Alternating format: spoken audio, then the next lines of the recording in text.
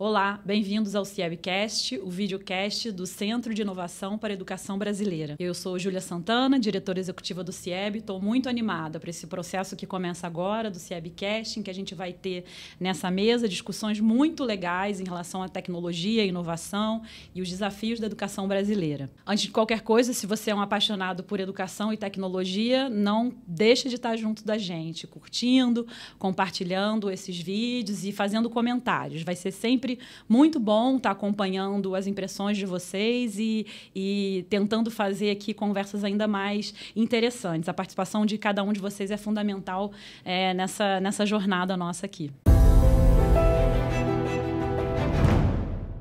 A gente hoje está aqui com uma dupla muito especial para discutir um tema que ainda não é muito conhecido no Brasil. Se chama infraestrutura pública digital. Nesse assunto, a gente conta agora recentemente com a divulgação de uma nota, a gente já vai falar um pouquinho para vocês sobre isso. E quem fez essa nota para a gente, quem redigiu, a autoria dessa nota foi da Beatriz Vasconcelos, que está aqui no estúdio com a gente. A Bia, como a gente chama, é especialista em inovação e transformação digital no setor público, tem mestrado em administração pública pela Harvard University e é gerente do programa de inovação no setor público no Institute for Innovation and Public Purpose, da UCL de Londres, né? Ela, como eu disse, é parceira na construção dessa nota técnica, cujo título é Infraestrutura Pública Digital, Caminhos e Oportunidades para a Educação Brasileira.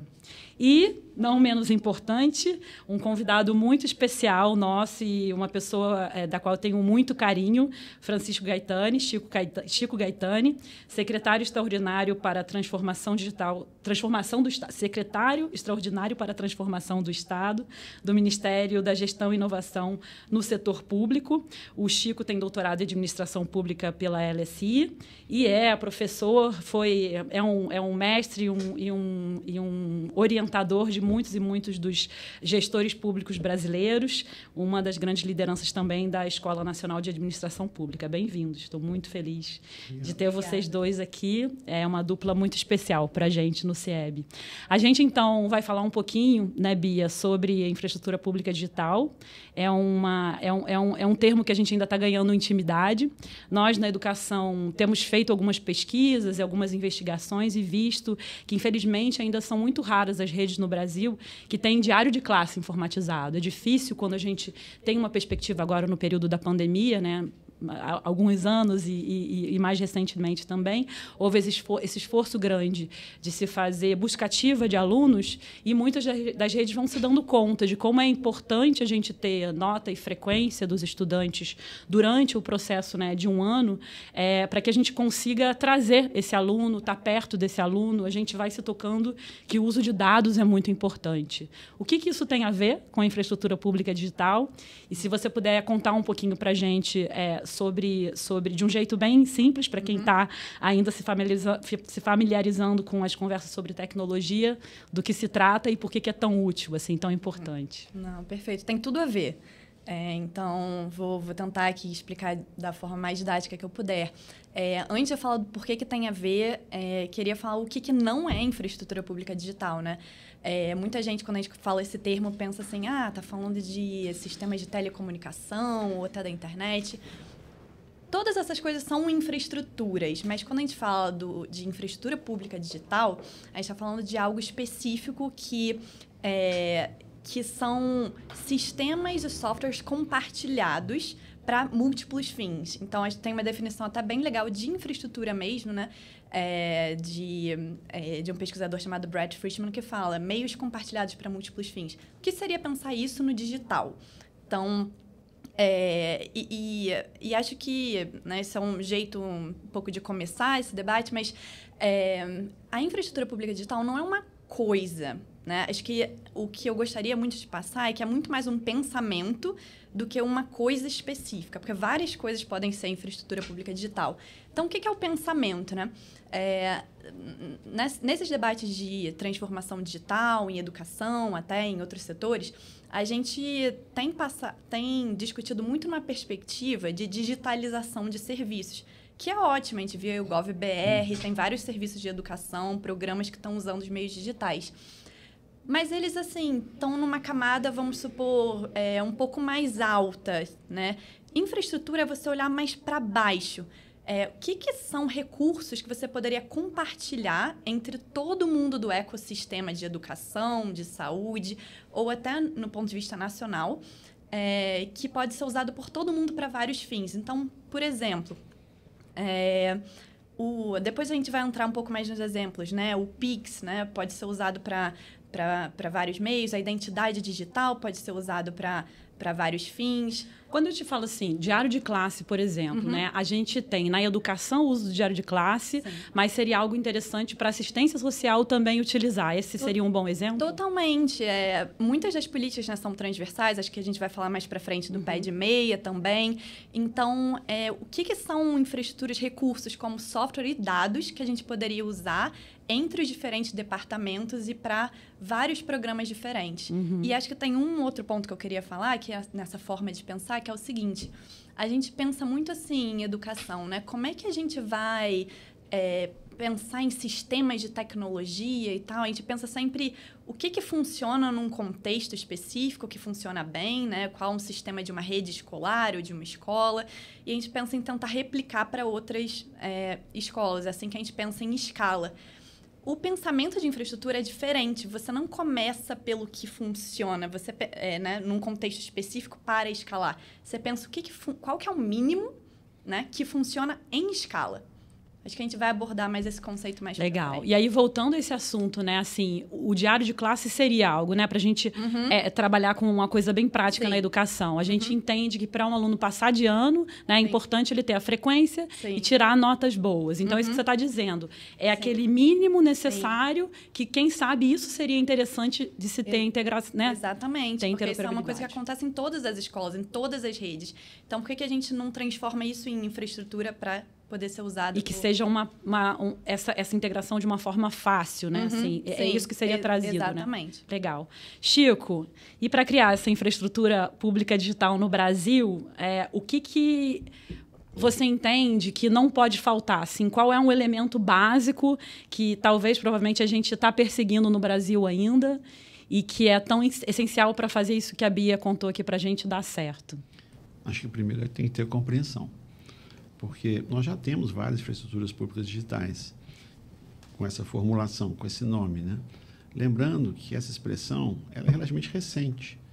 Tem muito a ver com a passagem da Índia pela presidência do G20, que esse ano está sob a presidência do Brasil, e que gerou uma narrativa, uma formulação que as Nações Unidas se apropriaram, assumiram, e hoje virou uma linguagem internacional, referir-se a esse olhar, a essa embocadura, a esse jeito de lidar com esse nível de transformação que envolve umas possibilidades de utilização de tecnologia de uma forma mais aberta, mais compartilhada, mais pública.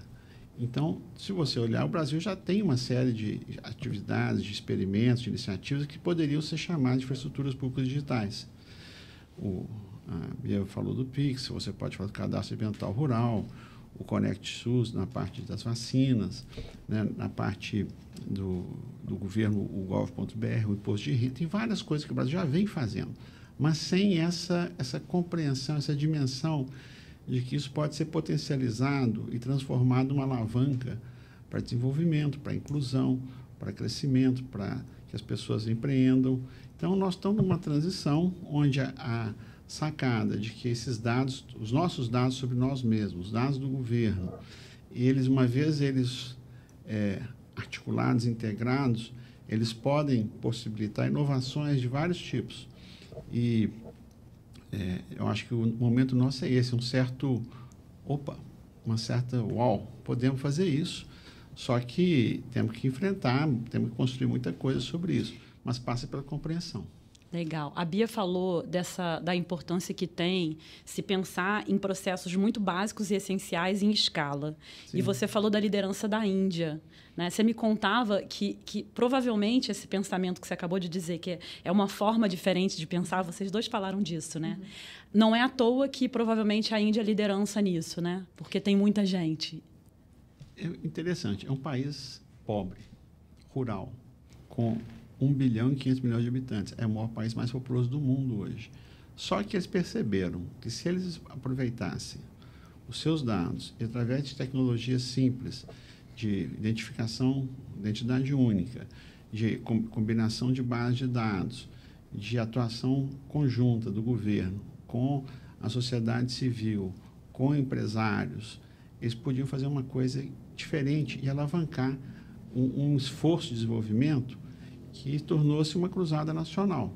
Isso começou no governo do Partido do Congresso, que era o partido anterior no poder, foi assumido pelo primeiro-ministro Modi, e é uma coisa que mobilizou o país inteiro.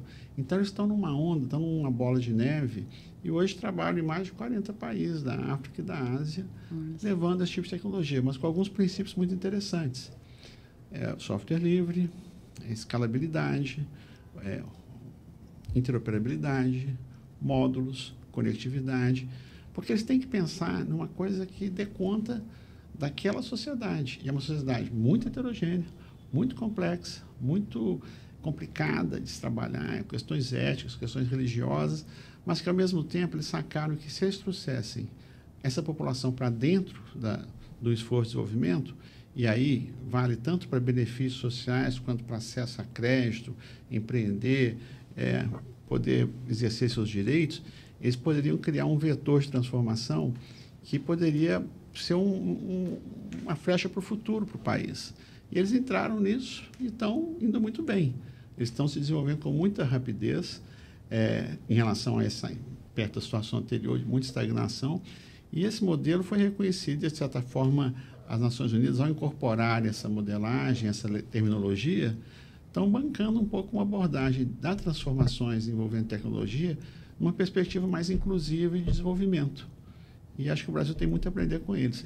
E na presidência do G20, eles usaram isso como prioridade, como cartão de visitas do país para impulsionar a agenda nacional deles e se projetarem globalmente. O Brasil é diferente, nós temos outros temas, outras prioridades, mudança climática, combate à fome, mas é muito interessante aprender com eles. É muito legal isso. Eu queria destacar, né, que já está disponível para download a nota técnica de infraestrutura pública digital, que é uma excelente oportunidade, né, Bia, para a gente se aprofundar nesse tema. Na nota, a Bia fala bastante sobre isso, traz alguns exemplos importantes, então não perca a oportunidade. Eu acho que isso que você dizia, Chico, da gente conhecer o conceito para poder falar dele, trazer para dentro, como você disse, né, a população, é importante que esse conceito esteja circulando também, né? Que a gente entre através dele nos mais diversos setores, né? Então, vai ser muito importante a educação estar confortável com isso também, né?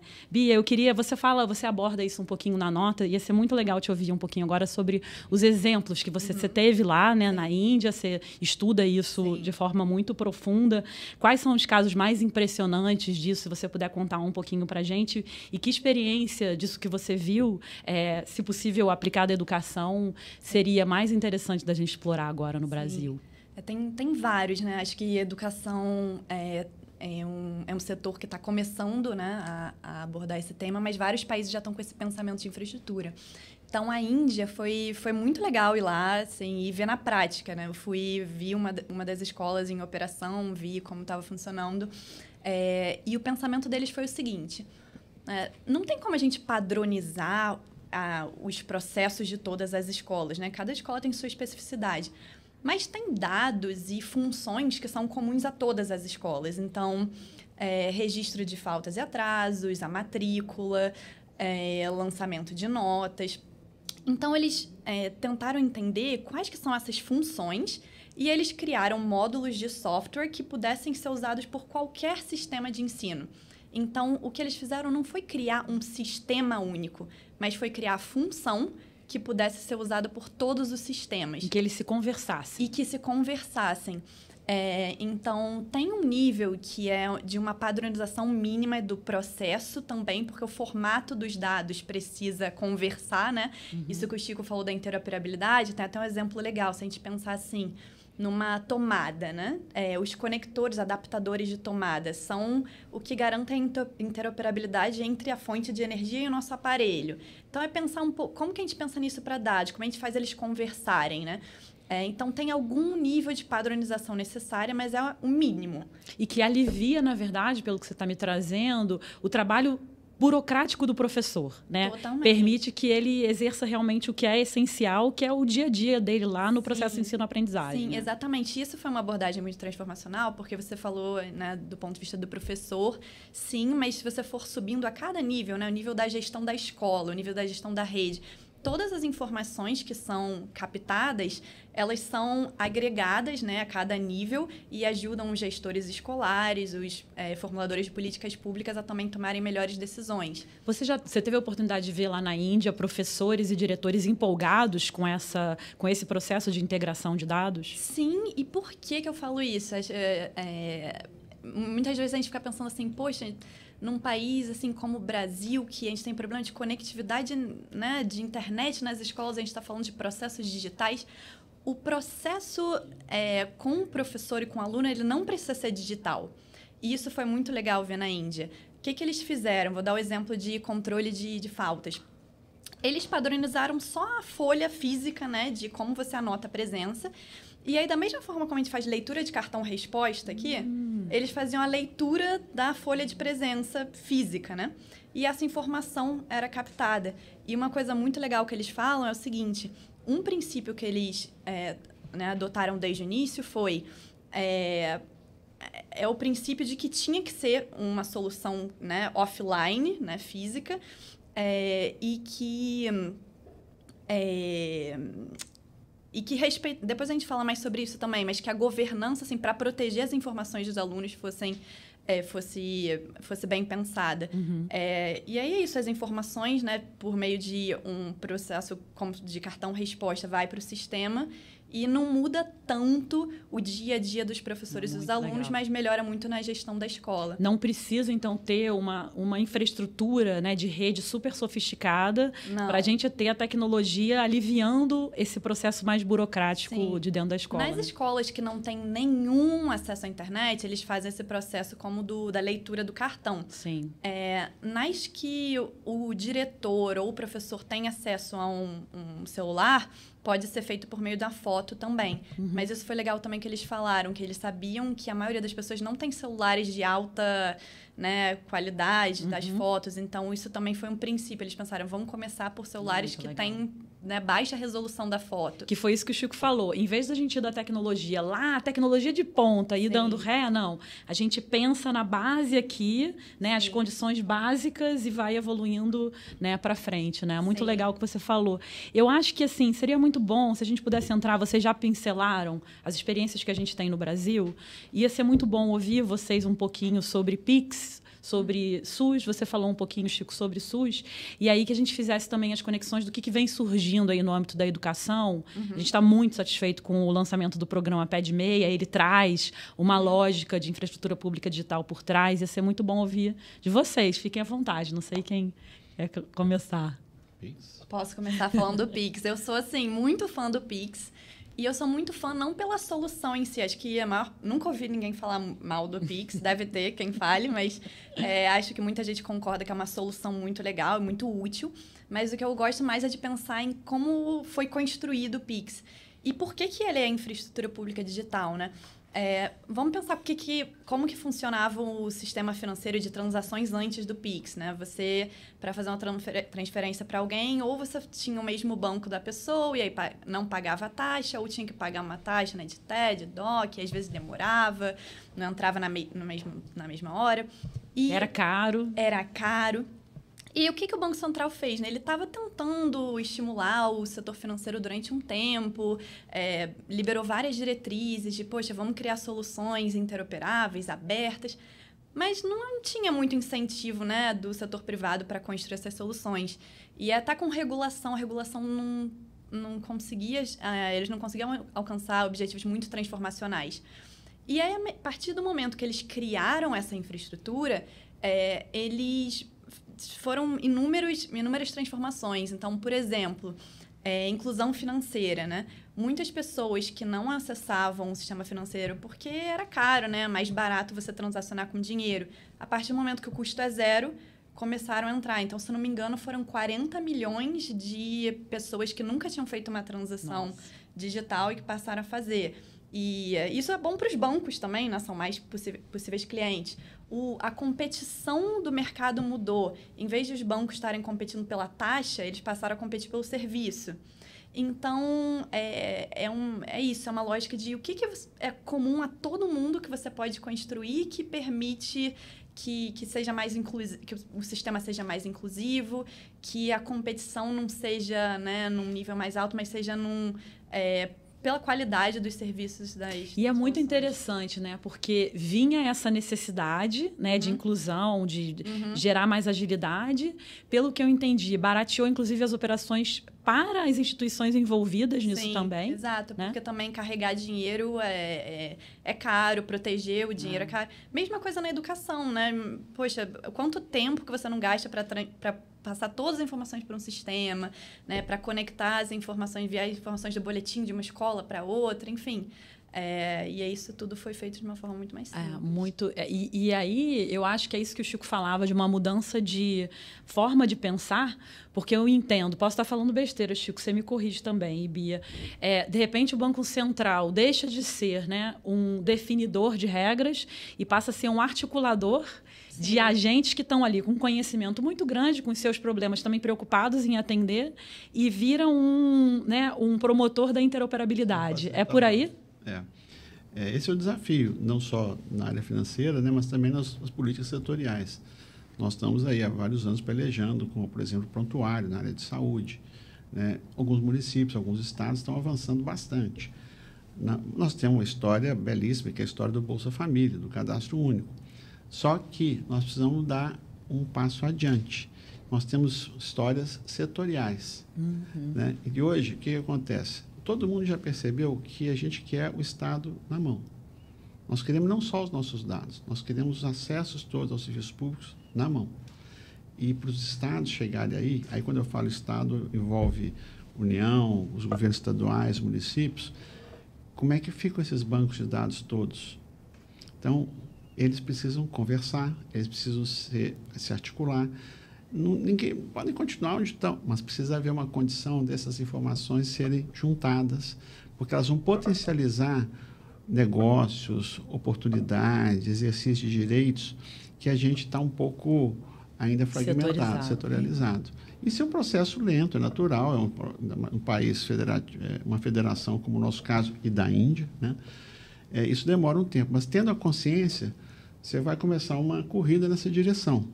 Então, a identidade única vai nessa direção, a Secretaria de Governo Digital do Ministério da Gestão e Inovação está à frente desse processo. Hoje nós temos, acho que uns 650 milhões de brasileiros já no SouGov, no gov.br. Né? Então, assim, acho que o país tem que ter a clareza do que isso significa. Como é que essa inclusão pode significar uma revolução do ponto de vista de custo de transação, de simplificação da vida, de produtividade, de simplicidade. Eu que acabo tendo essa tendência de ir muito para o lado da educação, te ouvindo, eu já pensei num outro assunto, né? O tema da primeira infância, que é um assunto muito caro, muito importante, tenho ouvido muito se falar disso, né, no âmbito do conselho, do conselhão também, atualmente, né? Você não pode tratar o tema da primeira infância se você não está ali trabalhando educação, saúde e assistência social, no mínimo, né? Sim. Então, não faz sentido conhecer aquele cidadão, jovem, aquela criança, né? Se a gente não está olhando essas 3 dimensões. É por aí, né? E você começa o ciclo de vida... No nascimento, já começa a acompanhar essa pessoa, as datas das vacinas, a entrada na escola. Você vai, de certa forma, tendo condição de ter uma trajetória de vida onde os direitos são providos à medida que a pessoa vai tendo... E não precisa ser iniciativa dela. No futuro, nós vamos ter, olha... você tem que agora a sua vacina, você tem que estar na escola, os pais, você vai combinando. Claro que tem que ser feito respeitando os direitos de privacidade, de anonimato, mas o Estado vai disponibilizar isso, é uma questão de tempo. E acho que hoje há uma percepção nos vários governos, várias matrizes políticas, que esse é um caminho relativamente ganha-ganha para o país desenvolver. Ô, Chico, e eu me lembro, a Bia estava com a gente no evento também, eu ouvindo você, me lembrei que quando eu também, morando lá na Inglaterra, recebi uma carta, eles tinham muito essa coisa de carta, né? Dizendo, olha, você ainda não fez seu exame tal, né? Isso que você acabou de falar.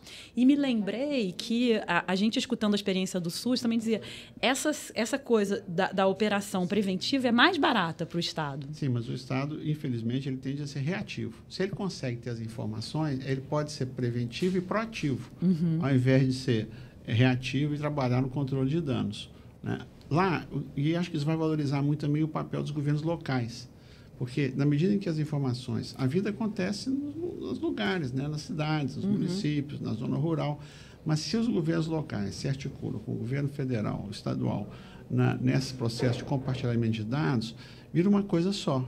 Gente, ouvindo vocês, dá vontade de sair correndo. Vamos fazer! Mas só fazer um ponto aqui, eu fiquei pensando no que ele estava falando e acho que tem um mito ou uma ideia que é difícil de entender às vezes, que você pensa em, poxa, faz sentido essa conexão dos dados, mas eu não quero centralizar os meus dados, né? Ou então, nossa, todos esses ministérios vão ter acesso à minha informação, isso é uma coisa muito perigosa. E, na verdade, a gente não está falando de centralização. Nem de controle. Nem de controle. Na verdade, é o contrário. Né, a ideia é que, né, cada secretaria ou ministério seja responsável pelos dados, né, pelos quais ele já é responsável, mas que exista uma estrada, né, em que a gente possa pavimentada, que todo mundo circule. E que seja uma estrada segura também, né? Com os dados criptografados, com todo o padrão. E coerente. Sim, exatamente. Muito bem. E o programa Pé de Meia? Eu estou super satisfeita com ele, porque eu acho que a gente vê que a educação está chegando num ponto aí que a gente vai poder ter bastante ajuda de dados, um estímulo do governo federal, além de tudo, né, para a redução do abandono e tudo, para os estados também se desenvolverem nessa ótica, né? A gente tem... o momento em que a gente está gravando aqui é anterior, mas no momento em que o videocast for exibido, a gente já vai ter, provavelmente, os estudantes tendo acesso, né, à visualização de se eles estão ou não contemplados com o programa e essa perspectiva de um acompanhamento da frequência deles, né? Isso é um bom, para seguir no trocadilho aqui, um bom pontapé, né? O Pé de Meia é um bom pontapé para esse processo, né? Completamente. E eu acho que o Pé de Meia também ilustra muito bem por que né, esse conceito de infraestrutura pública digital é tão importante. Porque o que a gente está vendo agora é que existe a necessidade, então, do governo federal trazer essas informações que estão vindo do nível da escola, de todo o Brasil, e conectar também com o CAD único e possivelmente até, né, no futuro com outras informações. E a gente não tinha nenhuma estrutura que ajudasse nisso, então também é uma oportunidade muito grande. A gente está construindo alguns sistemas, mas por que a gente não aproveita e já pensa lá, além do programa, quais são os outros dados, né, que poderiam ser padronizados, né, no nível nacional, e que a gente poderia construir outros tipos de programas que, né, fossem transversais. E aí, quando você diz isso, quais outros dados, quais outros poucos dados, né, Sim, que é o que você tem falado? É isso, né, a ideia do conjunto mínimo de dados. A gente não está falando de padronizar todos os processos, todos os dados, até porque existem níveis de maturidade diferentes, tem processos que acontecem, né, de forma diferente em cada escola, mas qual é aquele mínimo, né, parecido com a ideia do prontuário eletrônico, né, e a gente não olha para todas as informações, só aquelas que são as mais essenciais e que são úteis em todas as escolas e redes de ensino. E, Chico, no âmbito do Ministério Ministério de Gestão e Inovação, vocês estão tendo a oportunidade de falar do Pé de Meia? Isso é algo, como você dizia, dessa importância também da interoperabilidade para além dos dados, mas institucional, entre os ministérios? Isso já está acontecendo? Está em vias de acontecer? Não, a gente está identificando que esse é o caminho, mas nós estamos primeiro tendo que fazer o nosso dever de casa. Nosso dever de casa é a identidade única, é um pouco o sistema de compras para estados e municípios, o transfere, o desenrola, que é ligado ao Ministério da Fazenda. Então, porque para a gente trabalhar com as áreas finalísticas do governo, a gente tem que ter pelo menos com o nosso dever de casa em dia. Agora, é nessa direção que o governo caminha, e depois para trabalhar também com os estados e com os municípios. Porque o que acontece hoje? Nós sabemos que vai por aí, Mas quando a gente fala em compartilhar os dados, em criar essas soluções, desenvolver esses aplicativos, isso é um mercado novo que está assim, se descortinando de uma forma espetacular. O setor de serviços digitais no Brasil está crescendo a 2 dígitos. Você tem uma escassez de mão de obra, nós temos que qualificar o pessoal rapidamente para isso. Tem 2 revoluções acontecendo aí que estão atropelando isso também, que é a inteligência artificial, toda a parte também de voz, imagem. Então, esse combo da transformação digital são várias tecnologias que uma fertilização cruzada. Agora, a base é isso que a Bia descreveu, essa primeira camada. Se nós temos isso aí, digamos assim, esse anel rodoviário arrumado, o trânsito que vai vir vai ser uma coisa como foi a experiência indiana. Passam os primeiros carros e depois vão vindo. Opa, também quero, também quero. E vão juntando, e vão conectando, e vão possibilitando uma série de sinapses, de usos comuns, porque isso que ela falou é muito importante. Não se trata de novas coisas. Agora, é uma visão de compartilhamento e de inclusão. O Ceará é um estado que tem uma tradição de inovação e educação de décadas. E estão colhendo os frutos hoje de um esforço contínuo de diferentes governos na mesma direção. Hoje, você tem à frente da equipe do MEC uma equipe experimentada em educação. E nada desses processos nasce pronto. O começo é confuso, cheio de problemas, de erros, de experimentos, e vai arrumando. Então, também não tem milagre na administração pública.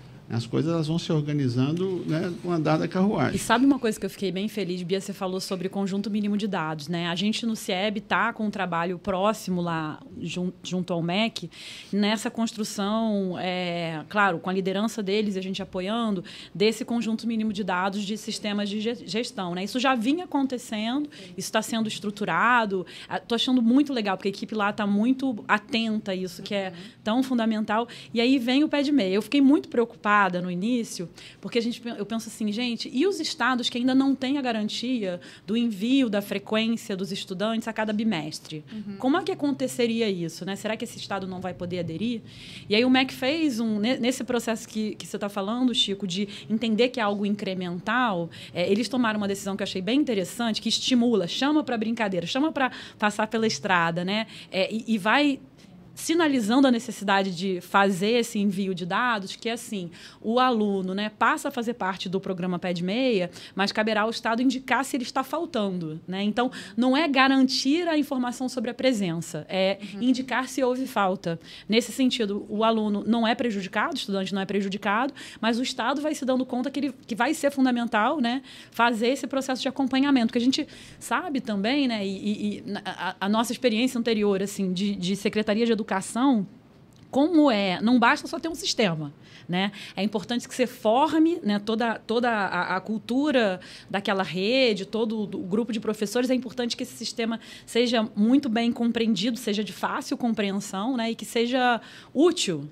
Ninguém vai preencher um monte de campos se não serve para nada, né? Então, eu queria puxar esse gancho dessa sacada que eu achei muito legal, que é chamar para passar pela estrada, entendendo que está se gerando um benefício muito importante para o estudante, para a prevenção do abandono, estimulando a partir daí as 27 redes do Brasil, que eu entendo que são bem desenvolvidas, que são as redes estaduais, né? Começando pelas redes estaduais, que são aquelas que estão relacionadas ao ensino médio, né? E não dando restrição para aquela que eventualmente ainda não tem o acompanhamento desse dado, que é um dado essencial, né? É por aí, né? Sim, perfeito. Né? Eu acho que vai nesse caminho, né?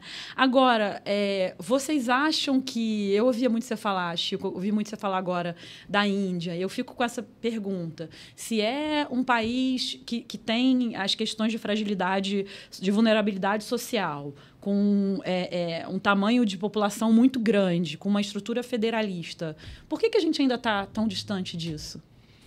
Bom, eu acho que a gente tem que pensar um pouco nas nossas dificuldades. A gente olha, às vezes, para os países errados, né? A gente olha para a Finlândia, para Singapura, para os Estados Unidos, que são experiências interessantes como modelo. Só que é o seguinte, você tem esses países aqui dentro do Brasil, né? Mas você tem também a Índia, você tem a África, né? E a gente também não se dá conta que nós vamos encontrar soluções que sejam múltiplas. A tendência nossa é querer o que tem de melhor, o mais moderno, que você tem no Brasil. Nós estamos aqui em São Paulo. São Paulo é uma das cidades mais cosmopolitas do mundo. O mundo está aqui em São Paulo. Mas São Paulo tem também uma Índia aqui. Só que, assim, o governo ele tem que cuidar principalmente de quem precisa. Quem não precisa, se resolve. O Brasil hoje é uma economia de mercado, as mais importantes do mundo, e a gente tem que aprender com quem vai ajudar a resolver esses problemas. Porque a Bia mencionou no início, né, nem todo mundo tem um smartphone. Às vezes tem um celular, daqueles assim, quase que assim, rudimentar e tal, mas é com esse que tem que resolver. É para esse, né, que tem que resolver, né? Então, o governo tem que governar para quem precisa do governo, né? Então, essas transformações todas, elas vão ajudar todo mundo, mas tem que ajudar principalmente esses. E eu sou apaixonada por esse tema da infraestrutura pública digital, porque sempre que a gente fala de tecnologia, né, e é um assunto assim, estar no CIEB é ouvir tecnologia diariamente. Só que os apaixonados da educação, quando falam de tecnologia, vão falar da realidade virtual, dos óculos de realidade virtual, de coisas assim que estão lá na frente, de recursos educacionais digitais pedagógicos lá na frente, mas que, na verdade, pensar no... A gente tem que saber fazer a tecnologia que reduz a desigualdade de aprendizagem para o celular rudimentar, não é isso? Eu acho que é isso. Agora, nós vamos passar por uma mudança agora que eu acho que vai subverter essa ordem, porque a inteligência artificial, ela ajuda principalmente quem está mais atrasado. É quem tem mais déficit de conteúdo, de conhecimento, de carga de estudo, é que, de certa forma, vai mais se beneficiar.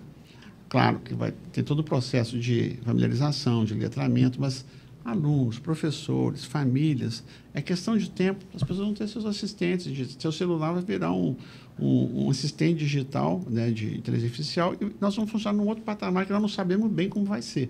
Então, acho que isso permite também possibilidades de saltar de atalhos que a gente está começando a descortinar.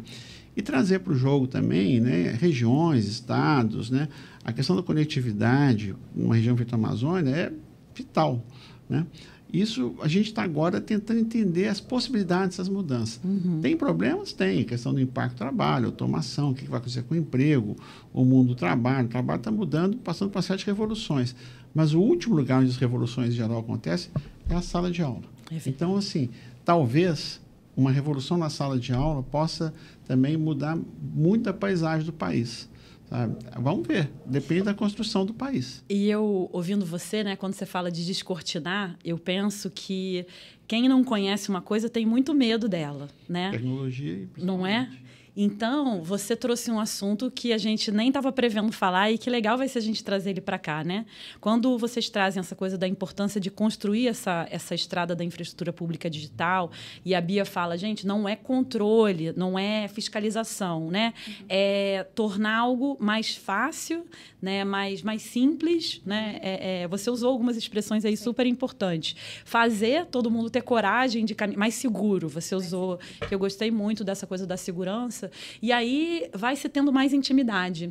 Pelos lugares onde eu passei como né, gestora e tal, a gente ia percebendo que quando os diretores de escola e professores iam gostando da tecnologia, eles vão pedindo mais relatórios, vão tirando dúvidas, vão tentando até entender algoritmos, né? É quando você vê que a maneira de pensar mudou, né, Chico? Assim, porque ele vai curtindo aquele processo e vai entendendo como é útil para o processo dele também.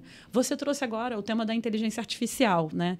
De forma nenhuma, a gente imagina que essa inteligência artificial vá tirar o professor da relação com o estudante. Muito pelo contrário, né? Vai ser útil para esse processo e quando a gente conseguir aí, o terceiro setor tem falado muito disso também, né? Esse é um processo que a gente está em construção ainda, de conseguir aproximar essas diferentes esferas para que se compreenda que o bicho não tem 7 cabeças e pode ser um braço nosso, né? Mas que a gente continua ali como agente, né, dessa transformação. É nesse sentido, né, que você fala de inteligência artificial. E já chegou. Porque hoje você dá aula, né? Todo professor hoje tem 2 problemas. Os trabalhos dos alunos e as aulas dele. Sim. Então, mudou a aula, mudou a avaliação e está mudando. A gente espera pelo pior. Mas as incertezas têm um lado também de possibilitar coisas revolucionárias, que eu acho que é um pouco o limiar que nós estamos agora, estamos tateando, e acho que o país está no momento também de se abrir para o mundo. Essas questões relacionadas à Índia, por exemplo, né? Igual a gente fala de call center, né, em países... Hoje, a Índia tem programadores que fazem programa para o mundo inteiro. Nós brincávamos que a Bia, nossa colega, que é uma nômade, né? Trabalha numa instituição no Reino Unido, né? Outra na Finlândia, né? Hoje você tem gente no Brasil, na área de tecnologia, trabalhando para mercados europeus, americanos, asiáticos, morando em Belo Horizonte, Porto Alegre, Rio de Janeiro, São Paulo. Então, já está havendo uma mudança da forma de trabalhar. Só que esse é o pessoal, digamos assim, da fronteira. Só que, na medida em que o sistema educacional começa a trazer todo mundo para dentro, você começa a ter uma disponibilidade de capital humano, né, que o país, sabe, tem uma oportunidade histórica. Porque desenvolvimento é produtividade e capital humano. Se o capital humano vai ser potencializado pela potencialidade que está com o Getúlio, você vai poder o país mudar em relação à essa patinação, esse momento de estagnação que a gente tem nessas áreas. Sim. E aí eu imagino que a gente talvez ainda não tenha chegado nesse nível da Índia, porque talvez, aí eu vou puxar a sardinha para o meu lado de novo, da educação, talvez a gente estivesse olhando para as experiências que não trazem tanta semelhança quanto a nossa, pelo que eu estou ouvindo de vocês, né? A gente, há muito tempo, fala da experiência da Finlândia. Não é que não seja bom, mas será que o Brasil tem muito a aprender com a Finlândia? Ou teria aprender com a Índia, né? Assim, será que o Brasil, nas questões de desigualdade e proporção de população, seria, né, mais interessante focar ali na Índia, né? Ouço também muito falar da experiência de infraestrutura pública digital, de sistemas de gestão na educação da Estônia, mas também é um país muito pequeno, né? Então, será que esse caminho para dar esse gás, para trazer realmente redução da desigualdade educacional, trabalhar, a gente ter bons sucessos em relação aos indicadores de política social, tá nesse ponto de olhar para o lugar que mais tem a ver com a gente, Bia? Eu acho que tá.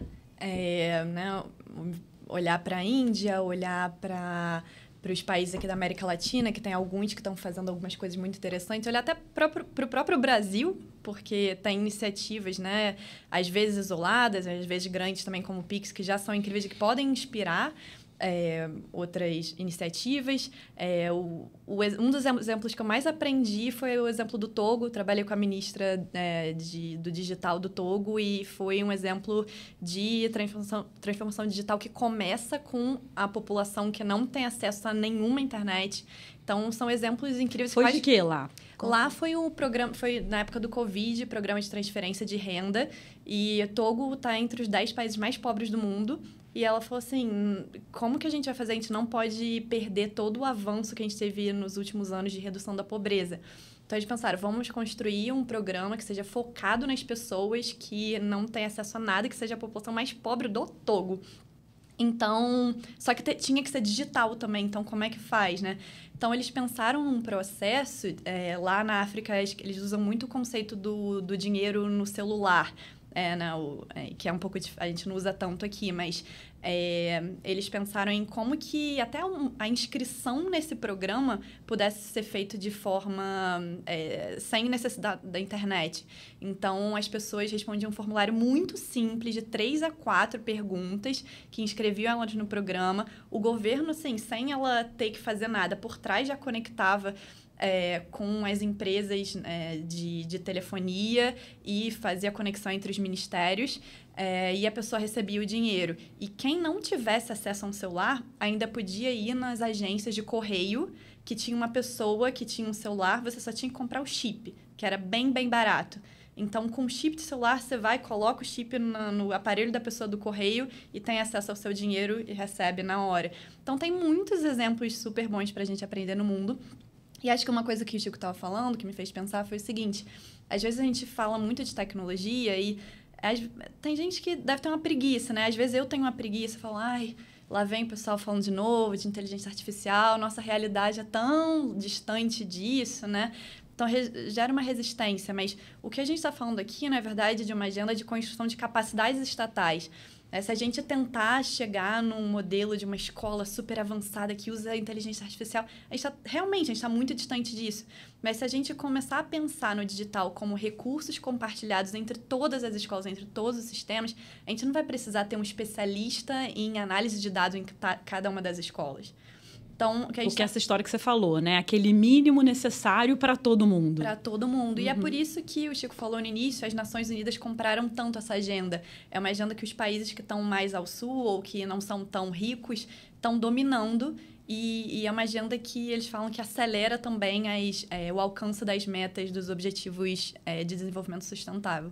Eu estou muito feliz e que sorte nossa ter vocês aqui. A gente vai chegando ao fim do videocast, mas eu queria muito, e um esforço nosso no CIEB é conseguir, e vocês nos inspiram muito, né, nesse ponto, de trazer a tecnologia, mas de um jeito que a gente possa explicar e que todo mundo consiga entender, porque essa tecnologia precisa ser de todo mundo, né? Então, precisa ser para o celular rudimentar. Eu vou ficar usando essa expressão porque é para esse público que a gente precisa construir, né? A gente está com uma perspectiva de trazer nos próximos videocasts que a gente vai estruturar exemplos interessantes de redes que estão realizando experiências de muita escala, né? E que trazem a tecnologia com esse impacto de desempenho e de participação. Então, eu já queria deixar um convite para quem está nos assistindo, acessar aí na parte da descrição do videocast, tem um link.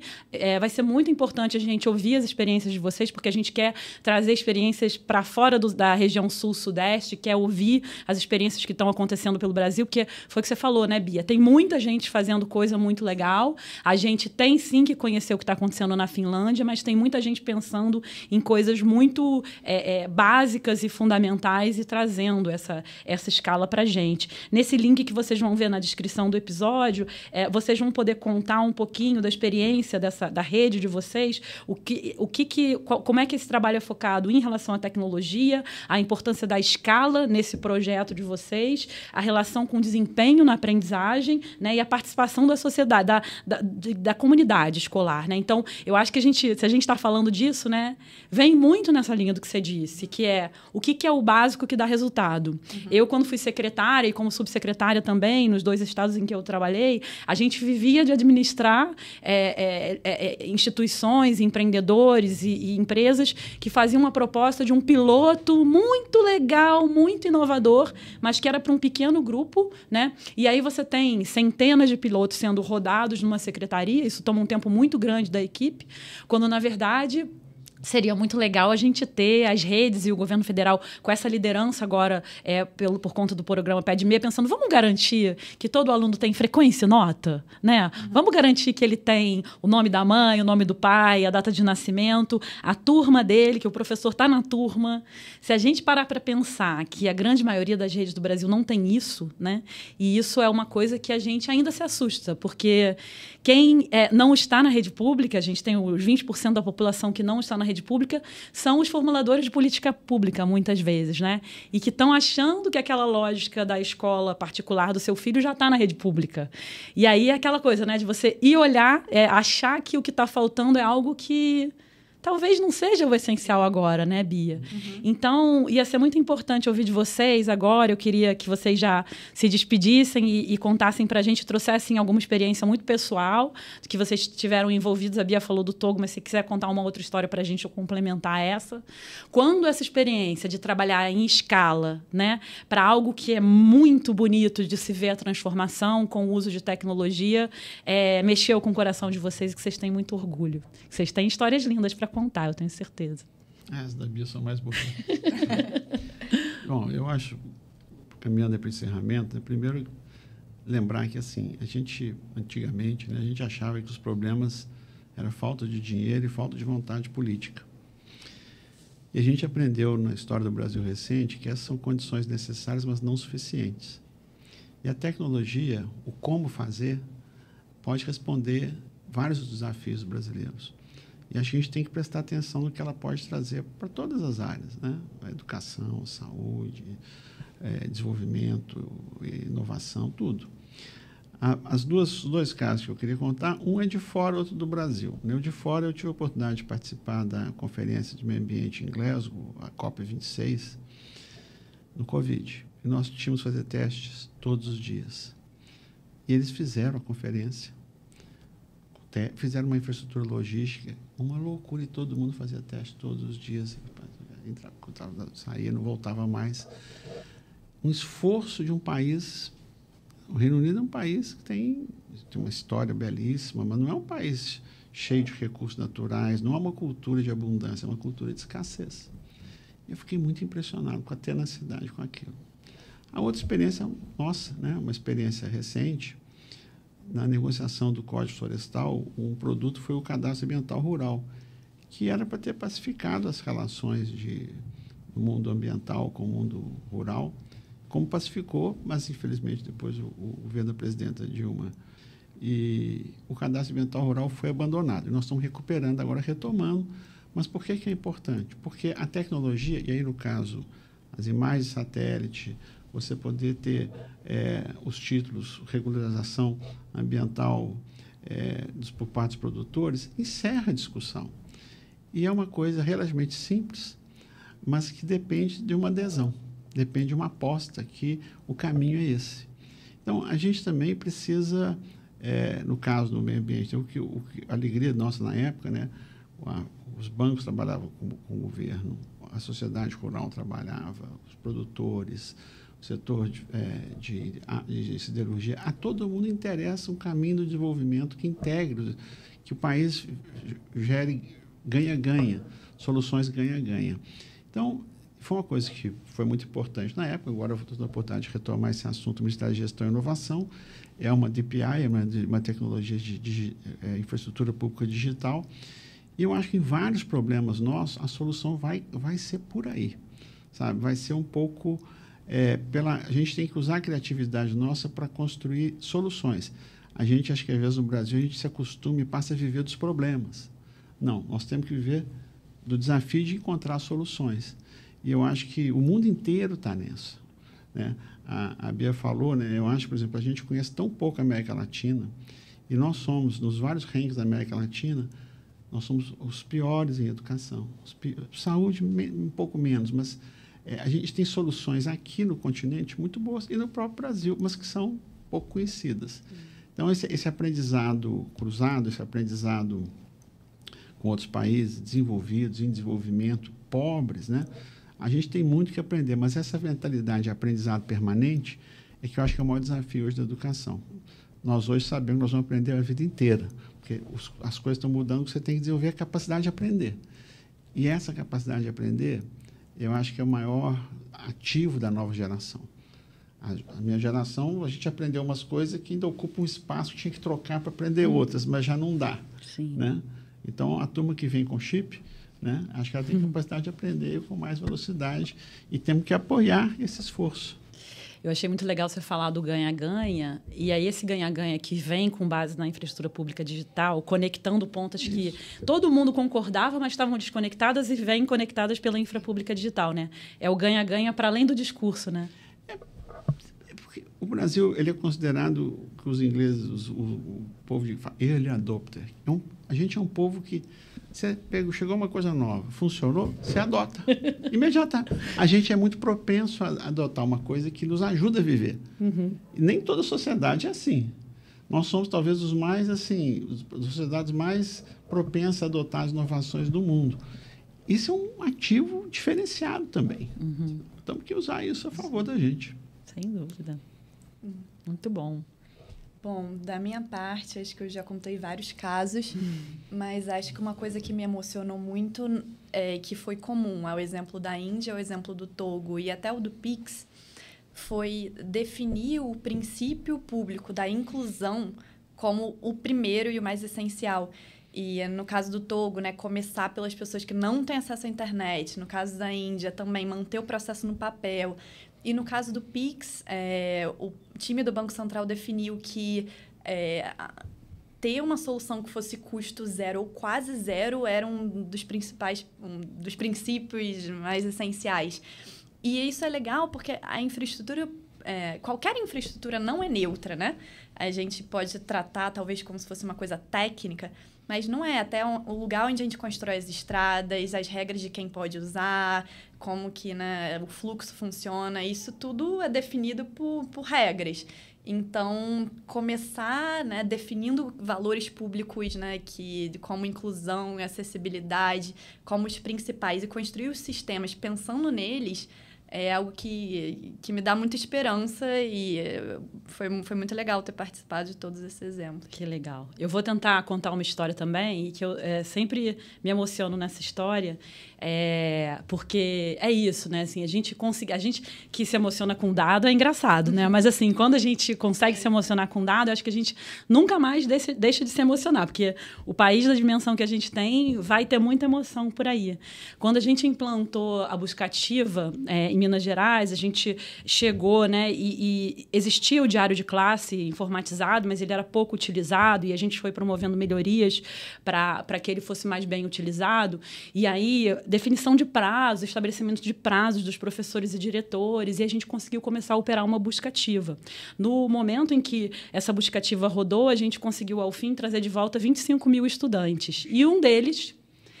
E aí, muitas das vezes que a gente ia visitar as regionais e conhecer os diretores, muitos diretores diziam assim, gente, eu fui buscar o meu estudante, num lugar que eu não sabia nem que existia. A escola já era numa área rural remota, mas ele foi uma área mais rural ainda remota buscar aquele estudante. E um dos estudantes ficou emocionadíssimo vendo a diretora chegando lá, e ela só chegou lá porque o diário de classe gerou o algoritmo que gerou o nome dele, porque todos os diretores têm as suas prioridades, né? Se a gente não diz que tem que ir buscar o Joãozinho, o Antônio, você está anunciando para todos. E quando você anuncia para todos, muitas vezes você não consegue chegar na casa do Antônio, né? Do João, né?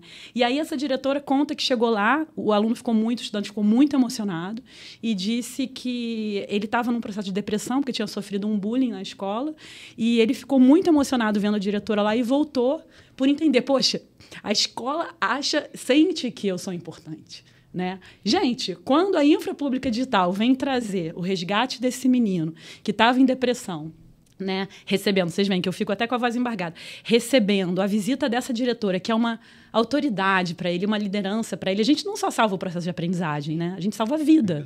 Né? Então, acho que a Infra Pública Digital pode salvar vidas também, né, Bia? Com certeza. Né? Queria agradecer muito vocês. Não sei se vocês querem falar mais alguma coisa ou se encerramos por aqui. Sucesso, né, para o CIEBcast. Obrigada. Não, foi uma alegria ter vocês aqui. Não sei, Bia, se... Não, para mim tem sido incrível. Acho que vai ser muito bom avançar nessas discussões de educação, e até já estão rolando as discussões. Então, vamos aproveitar o pé de meia para engrenar nesse tema e fazer mais coisas. Muito bom. Nesse sentido. Lembrei, o sucesso da Índia tem muito a ver com o ecossistema de inovação. E as organizações do terceiro setor tiveram um peso muito importante. Olha só. Nas mediações, no processamento dos conflitos, na oferta de soluções experimentais. Então, assim, sucesso para o... Exato, para esse processo, né, também. É isso aí, então, vou falar que é isso, a gente pensar que a gente está falando de ecossistema. Isso aqui é a força do ecossistema. Não é a força só do governo, não é a força só do privado, não é um contra o outro. A gente está pensando aqui, vamos construir um ecossistema que a gente possa trabalhar junto. É isso. Queria agradecer muito a presença de vocês, pedir que vocês, por favor, baixem a nota, tenham um conhecimento, não deixem de baixar a nota e busquem conhecer, discutir, circulem nas escolas de vocês a nota, mandem para os amigos, para a avó, para a mãe, todo mundo vai entender. A Bia tem uma preocupação de explicar de uma forma muito fácil. Quanto mais gente falando sobre isso, mais rápido vai ser esse processo de transformação, né, Bia? Não deixem, então, de compartilhar, de ir contando as impressões. Acho que a Bia vai ficar muito feliz também da gente ir colhendo, né, os comentários. A gente vai estar lendo bem atenta, né, aos comentários da nota. Eu queria, então, convidar vocês para estar acompanhando a gente nessa jornada do CIEBcast. Queria muito agradecer também a Jéssica Gonçalves e a Raquel Reis, da comunicação do CIEB, que ajudaram a estruturar isso aqui, a ideia delas. Então, obrigada e até a próxima. Vamos seguir aí juntos nessa jornada, né? Que vai ser boa demais. Obrigada, gente. Um prazer. Obrigada.